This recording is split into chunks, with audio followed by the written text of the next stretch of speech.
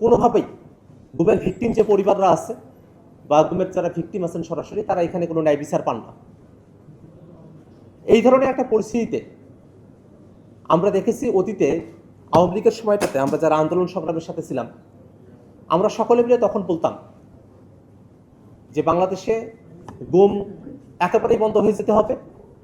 কোনোভাবেই গুমের মতো এমন একটা মানবতা বিরোধী অপরাধ, এটাকে আমরা কোনোভাবেই বাংলাদেশে চলতে দিতে পারি না।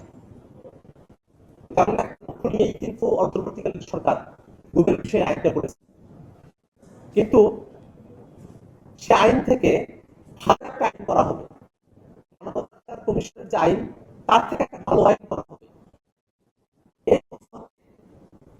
সংসদের প্রথম অধিবেশনে সংস্কারের জন্য রাখা যে আইনগুলো সেগুলোকে বাতিল করে দেওয়া হবে।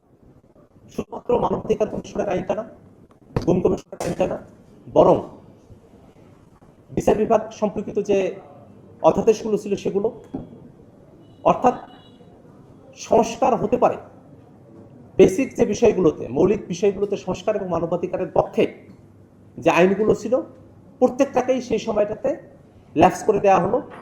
যে 1 মাসের সময়সীমা থাকে, সেই সময়সীমার মধ্যে এটাকে আর সংসদে প্রেজেন্ট করে সেটাকে পাশ করানোর কোনো ব্যবস্থা করা হলো না।